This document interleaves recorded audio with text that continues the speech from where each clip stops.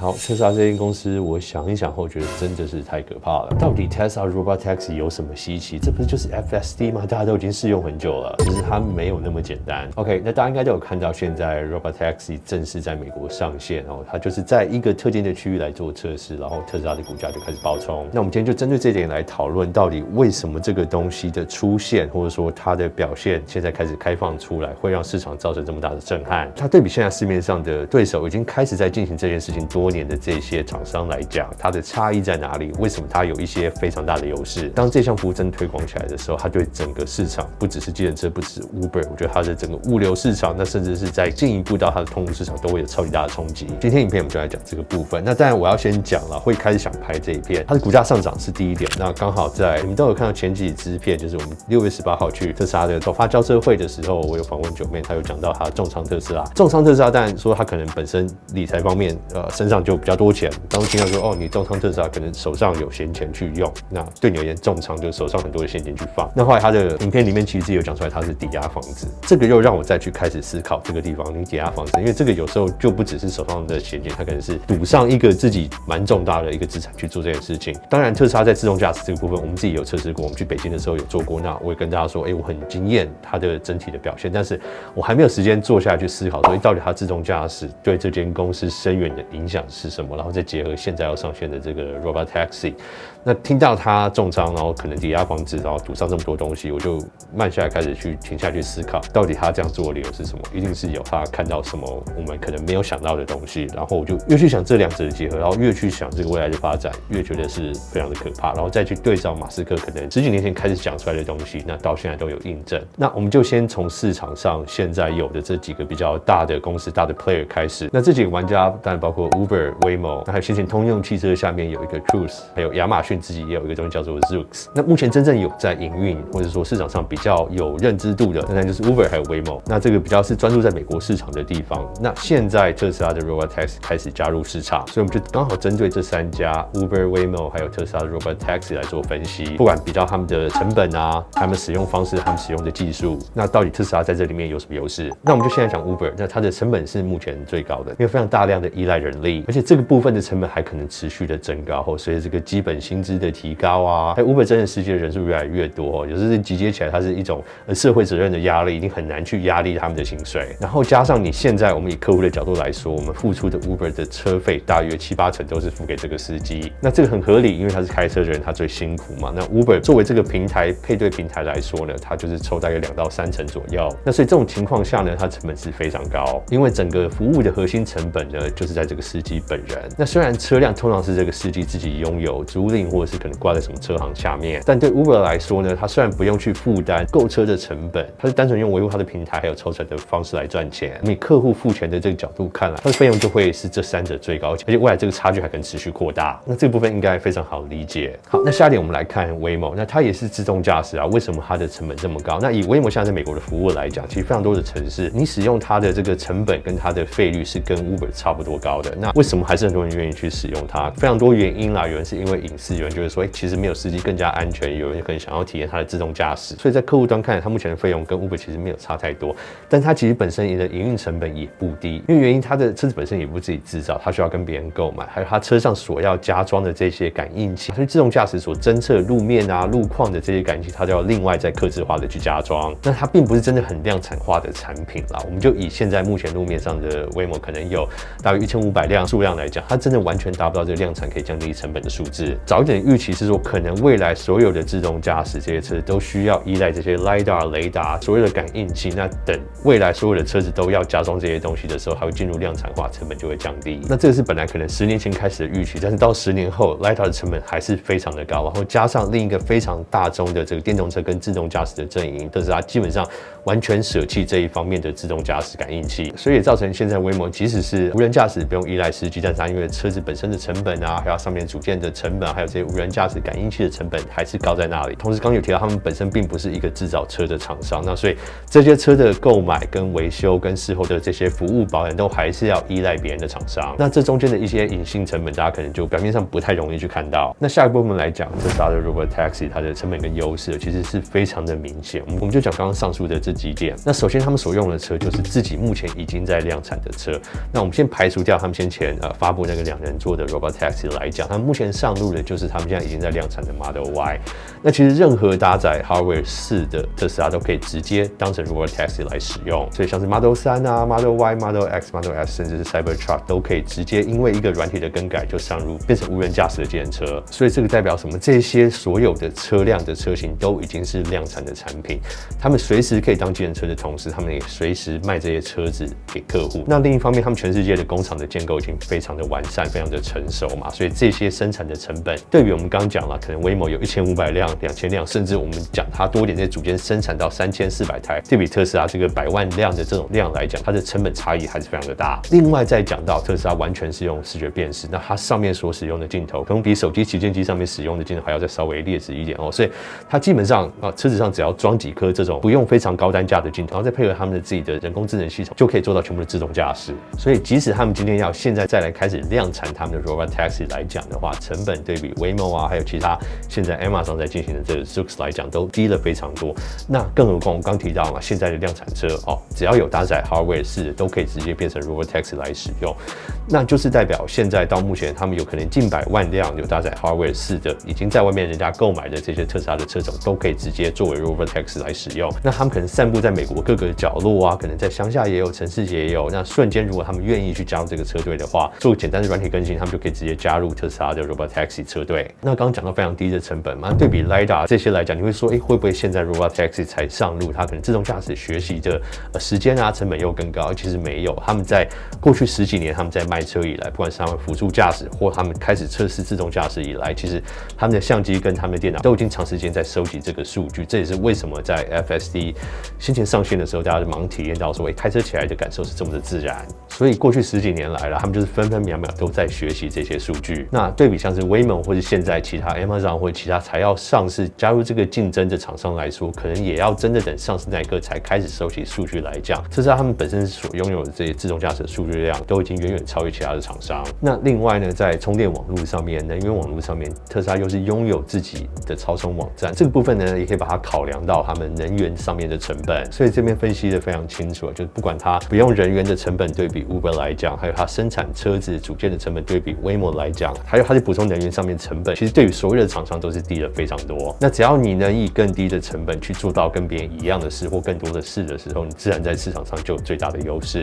那我们刚讲到它车队规模的这个潜力是非常的可怕。那现在在美国已经卖了数百万辆台的特斯拉嘛，那这些如果只要有搭载 Hardware 4，那甚至 Hardware 3他们要做一些升级，都可以直接加入它的车队来讲的话，那他们车队的普及率跟覆盖率马上就超越现在所有其他的计程车服务。那为什么车主会愿意这样做呢？以我自己考量来讲，我今天买一台车，那我可能一天24小时里面使用它的量大约就是2个小时左右。那这以平均来讲，2个小时可能就算是多的，因为我觉得通勤的时候需要用它，或载小孩上下课的时候需要用车。那等于我负债车的，不管我的保险、我的车贷，所有这些保养费用，一天里面我就只用到它的10% 而已。那其他的90% 我就是闲置在那边，有点浪费。那如果今天特斯拉提供这个服务，让我签个约同意，我就可以让这台车在我闲置的时候，它自己去赚钱，不管是帮忙载人载货，像拉拉木那样子。那这样与其说车子买了放在那边没有帮我赚钱，我还在缴一样的费用，那它可以帮我补贴，不管是保险或其他车贷的费用的话，我觉得很多车主应该都会有这个意愿。那假设整体车主里面只有大概10-20% 的车主愿意加入的话，它的数量也是非常的可观，它的覆盖率跟密集度直接吊打 Waymo， 那可能在密集度上不一定会输现在的 Uber。因为我这边跟大家分享一下，像我在美国是住在比较偏远的地方嘛，那有时候在那边不管你要叫 Uber 或者叫 Lyft，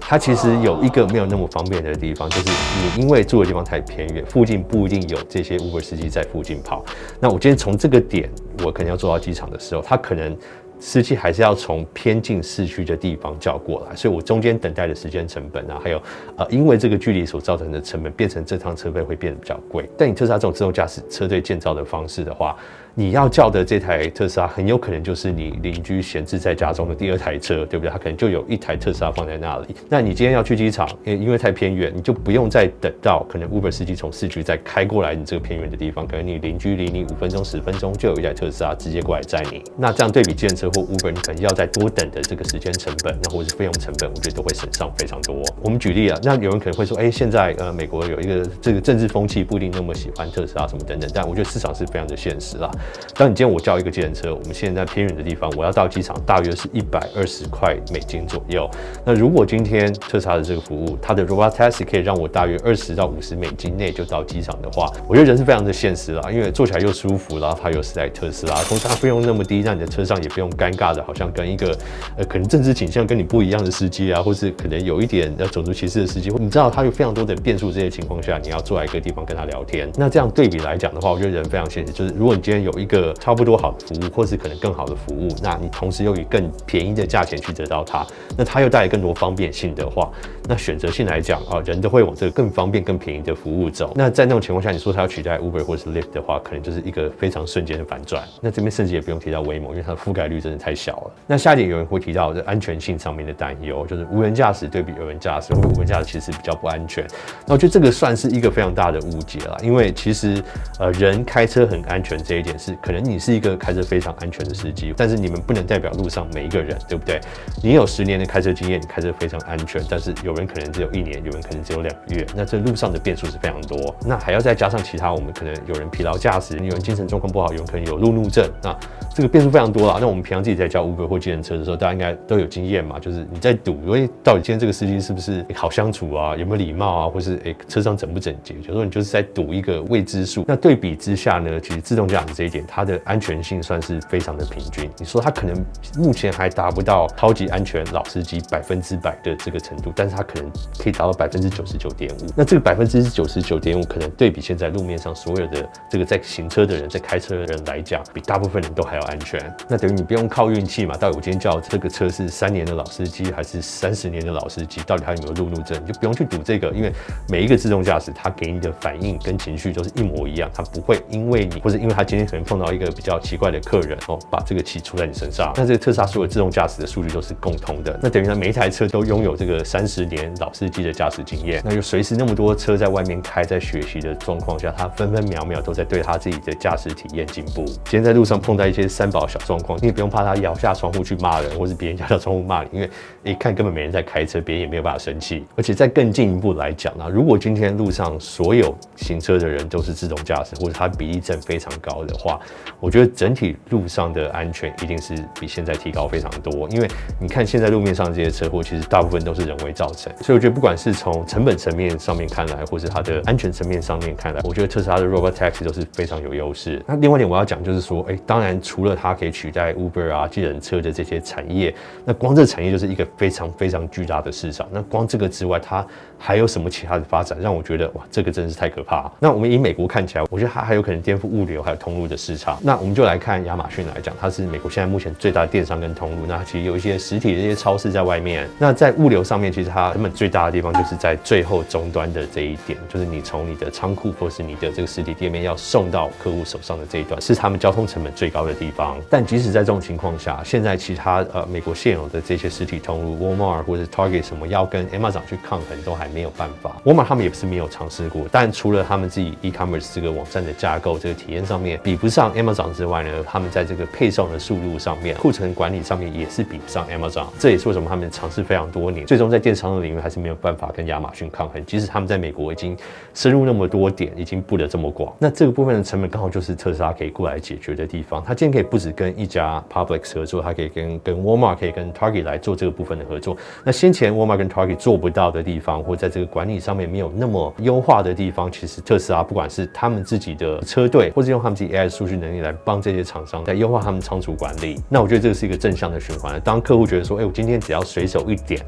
我指定的这些不管是冰淇淋口味、这些牛奶什么新鲜的东西，我都可以随时买得到的情况下，那大家就像我刚刚讲的，更容易、更有意愿去做这个服务。那同时我也不会因为用这种订购的方式多付出多少钱，因为特斯拉在这物流的地方成本是非常低。当这种购物的习惯形成之后，它其实真的非常有可能去跟亚马逊做抗衡。那个又是另外一个非常非常大的市场。那当然啊，另外一个变数就是亚马逊现在自己也在做自己的自动驾驶啊、自动机器人的配送，或是这种空拍机的这种运送，他们其实也一直在进行这个部分啦。但是这个又回到成本上面，因为他们不是本身这些硬体的制造商，他们也不是车子的制造商，这些东西要再另外去购买，另外去建构这些配送网，然后去理解这种全部自动驾驶的这些情况，不管是在陆地上或者在空中来讲，这对亚马逊来讲都是非常高的成本。那这也会反映在他们的卖东西的物价上上面。那如果这个部分的成本降不下来，那自然也会让特斯拉可以帮助这些实体通路商在价格成本上有更多的优势。那下一步还能讲到他们现在正在制作的机器人。那讲到机器人的话，它的发展性又更广。那这个不止在配送上面的人事成本降低，连在店里面工作人事成本也被它降低。那这边还没有讲到，这个机器人可以进到每个人的家里啊，或是每个人不同的工作领域去，可能取代更多工作，同时间它也是可以取代更多的产业。那我们先跳脱自己工作可能被取代这个部分，我们就光看这间公司，因为可以取代那么多产业未来的发展，这边讲到可能都还只是它的1/1000、1%而已。对啊，如果光我这种局外人，就是可能聊聊天都能坐在家里享受这么多的话，那你能想象说马斯克他在布这个局的时候，其实他早在10几年前就已经在讲说他要建构这个自动驾驶的这个网。他认为车子不是一个人需要拥有的资产，或许它可以是共享，它可以是一个订阅制。那这个他在非常早前就讲出他这个概念。那现在再把它做更多的延伸，那不止在车队，不止在交通，不止在物流，那可能在未来的这些通路啊，那可能在机器人啊、家饰这些所有的东西都可以被特斯拉所包办。那我觉得就算不买特斯拉，光从这些角度去看起来，可能又会延伸出很多可能可以其他投资的这些领域。那这我目前也还没有时间慢慢的坐下来去想。那大家有什么想法？或针对我讲的，就是有什么问题也可以欢迎一起讨论。我只是越想觉得越可怕。想到后来，这个自动驾驶绝对不只是单纯自动驾驶，我不用开车而已。那 Robotaxi 也不是单纯只是一个计程车服务，那它整体会影响到的层面真的是太广。好了，那我们不是在给任何的投资建议了，因为我自己也不是投资的很成功，很多的东西也有赔钱。那大家有什么想法的话，可以欢迎一起讨论。那今天片就先到这边，我是边我姐，我们下次片见，拜。